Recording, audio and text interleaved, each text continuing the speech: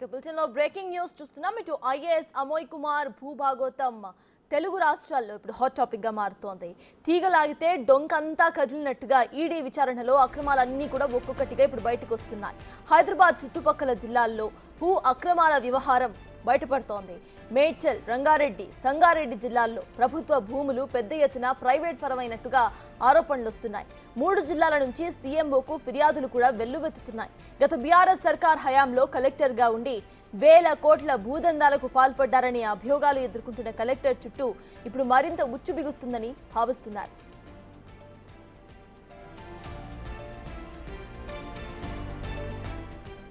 అమోయ్ కుమార్ విచారణ మొదలైనప్పటి నుంచి అటు ఈడీతో పాటు ఇటు సీఎంఓకు సైతం పెద్ద సంఖ్యలో ఫిర్యాదులు వస్తున్నాయి. గత ప్రభుత్వ పెద్దల ఆదేశాల మేరకు ధరణిలోని లొసుగులను ఆసరాగా చేసుకుని ఎకరా కోట్లు పలికే ప్రైమ్ ఏరియాస్లోని లిటిగేషన్ భూములు, ప్రభుత్వ అసైన్డ్ ఎండోర్మెంట్ ఫారెస్ట్ భూములను ప్రైవేటు వ్యక్తుల పేరిట పట్టాలుగా మార్చేశారని ఆరోపణలున్నాయి.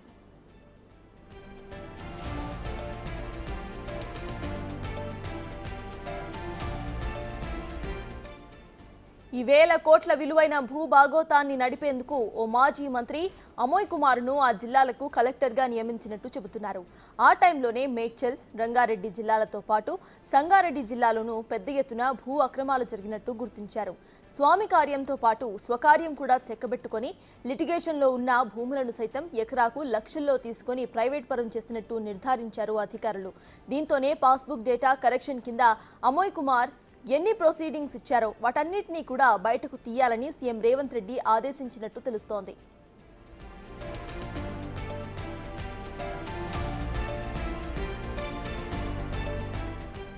ధరణి అమల్లోకి రాకముందు ఆయా జిల్లాల్లో government endowment forest assigned Bhoodan భూములు ఎన్ని ఎకరాలు ఉన్నాయి, ధరణి వచ్చాక వాటి పరిస్థితి ఏమిటి అనే దానిపై సమగ్ర రిపోర్ట్ ఇవ్వాలని సీఎం స్వయంగా ఆర్డర్ వేయడంతో అధికారులు అలర్ట్ అయ్యారు.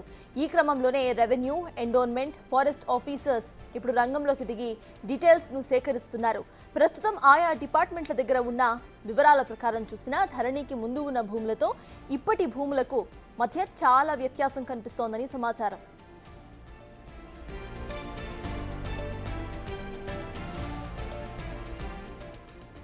ఇక ఇటీవల ధరణి పోర్టల్ నిర్వహణ బాధ్యతలను ఎన్ఐసికి అప్పగిస్తూ ప్రభుత్వం నిర్ణయం తీసుకుంది. దాంతో మరిన్ని డీటెయిల్స్ ఇంకా తెలుసుకునే అవకాశం అయితే ఉంది. గత సర్కార్ హయాంలో జరిగిన అక్రమాలన్నీ కూడా బయటకు వస్తాయని అధికారులు చెబుతున్నారు. మరోవైపు అమోయ్ కుమార్ కలెక్టర్గా ఉన్న సమయంలో గోపనపల్లిలో 50 ఎకరాలు, మాధాపూర్లో 5 ఎకరాలు, హఫీజ్పేటలో 20 ఎకరాలు, మోకిలలో 115 ఎకరాలు, ఇక వట్టినాగులపల్లిలో 20, గండిపేట, ఖాన్పూర్లో 150 ఎకరాలు, మియాపూర్లో 27 ఎకరాలు అన్యాక్రాంతమైనట్టుగా ఫిర్యాదులు ఉన్నాయి. అలానే కుకట్పల్లి సమీపంలోని హైదర్ నగర్ దగ్గర 3 ఎకరాల భూమిని కూడా ప్రైవేట్ వ్యక్తులకు దారాదత్తం చేసినట్టు ఫిర్యాదులు వచ్చినట్టు సమాచారం.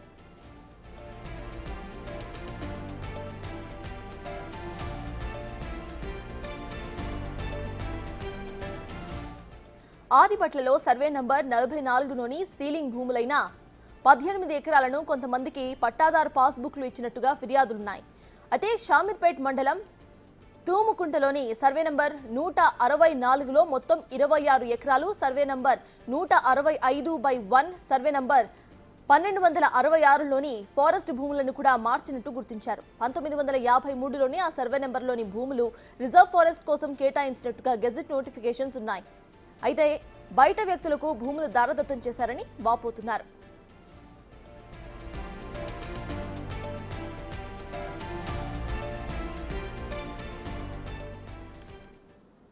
ఇప్పటికే ఇదే అంశంపై పూర్తి డీటెయిల్స్ మా ప్రతినిధి రాణా అందిస్తారు. రాణా, చెప్పండి, ఇటు ఐఏఎస్ అమోయ్ కుమార్ చుట్టూ కూడా ఏవైతే భూభాగోతం ఉన్నాయో ఆ కేసులన్నీ ఇప్పుడు ఉచ్చు బిగుస్తున్నట్టు తెలుస్తోంది. సో ప్రెజెంట్ అప్డేట్స్ ఏంటి?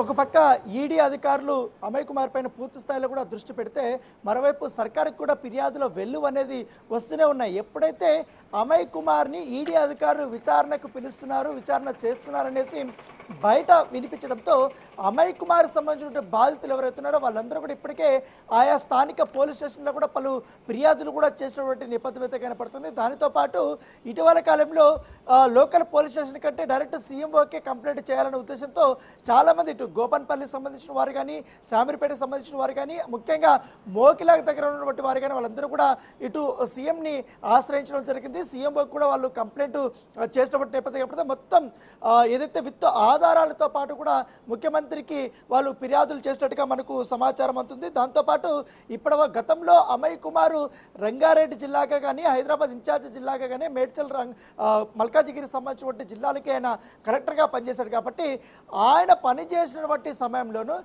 ఎన్ని భూములు అన్యాక్రాంతమయ్యాయనే దానిపై కూడా ఒక రిపోర్ట్ తయారు చేయాలని కూడా సీఎంఓ అఫీషియల్గా కూడా అధికారుల్ని ఆదేశించినట్టుగా మనకు సమాచారం ఉంటుంది. దాని తగ్గట్టుగానే ఇప్పుడు సమగ్ర విచారణ అనేది జరుగుతూనే ఉంది. ఇటీవల కాలంలో చూసాం మనం, గత 2 రోజుల ముందు కూడా ఈ భూదాన్ భూములకు సంబంధించిన విషయంలోనే నాగారంలోనే 102, 101 సంబంధించిన సర్వే నెంబర్లో దాదాపు 42 ఎకరాల సంబంధించిన అన్యాక్రాంతం అయిపోయింది. అది ప్రైవేట్ వ్యక్తులకి అప్పచెప్పినటువంటి కేసు ఈడీ అధికారులు కూడా విచారణ చేస్తున్నటువంటి నేపథ్యంలో ఆ కేసు అప్పట్లో ఆదిబట్లో ఉంది కాబట్టి ఆ కేసు కూడా గతంలో కొట్టేసినటువంటి నేపథ్యంలో ఇప్పుడు ప్రస్తుతం ఆ కేసు కూడా రీఓపెన్ అయింది. కేసు రీఓపెన్ అవడమే కాకుండా ఈడీ అధికారులు ఏకంగా డీజీపీని కలిశారు. ఎందుకంటే అమయ్ కుమార్ పైన ఇప్పటి వరకు అఫీషియల్గా ఏ పోలీస్ స్టేషన్లో ఎన్ని ఫిర్యాదులు అందాయి, ఆ యొక్క కేసుల యొక్క స్టేటస్ ఏంటి, వాటి యొక్క వివరాలు మాకు అందించాలంటూ కూడా ఈడీ అధికారులు ఆ డీజీపీని కలవడము, డీజీపీ వెంటనే వాళ్ళకు ఆయా పోలీస్ స్టేషన్ సంబంధించిన ఇన్ఫర్మేషన్ అంతా కూడా వాళ్ళకి మెయిల్ ద్వారాను అలాగే పేపర్స్ ద్వారా కూడా పంపించినటువంటి నేపథ్యం కనపడుతుంది. దానిపైన కూడా ఇప్పుడు ఈడీ అధికారులు పూర్తి స్థాయిలో కూడా ఫోకస్ పెట్టినటువంటి నేపథ్యం కనపడుతుంది. దీంట్లో ముఖ్యంగా మోకిలాలో ఉన్నటువంటి ల్యాండ్స్ అనేది చాలా ఇంపార్టెంట్ గానే పరిగణిస్తున్నారు. దాంతోపాటు గోపన్పల్లి ఇటీవల కాలంలో చూస్తున్నాం మనం, గోపన్పల్లిలో 1 ఎకరా అంటే 100 కోట్ల రూపాయల పైన ఉంది. అక్కడ బారిసలో ప్రభుత్వం సంబంధించినటువంటి ఆస్తులు ఉన్నాయి.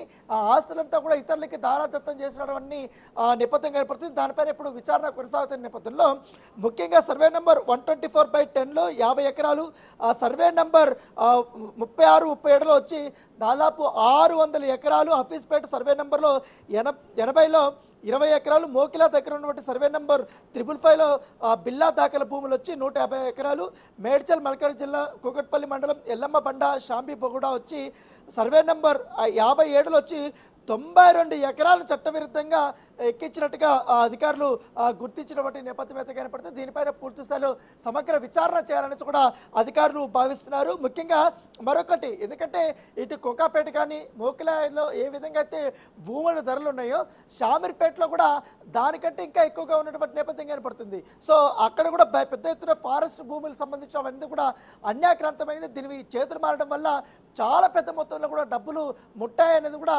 ఈడీ అధికారులకు ఫిర్యాదులు వచ్చాయి. దాంతోపాటు ఈడీ అధికారులు ప్రత్యేకంగా కూడా దానిపైన దృష్టి పెట్టింది.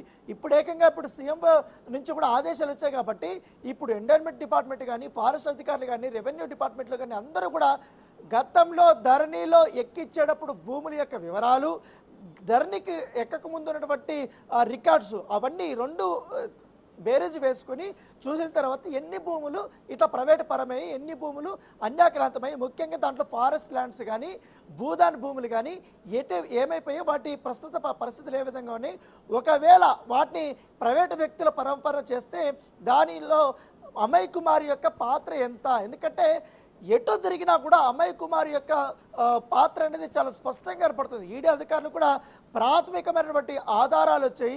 దాంతోపాటు ఇప్పుడు ప్రస్తుతం ఈ యొక్క కాజాగూడ దగ్గర ఉన్నటువంటి 27 ఎకరాలు సంథింగ్ 22 ఎకరాలు దానికి సంబంధించిన విషయంలో కూడా ఈడీ అధికారులకు అమయ్ కుమార్ మీద ఫిర్యాదు చేయబోతున్నారు.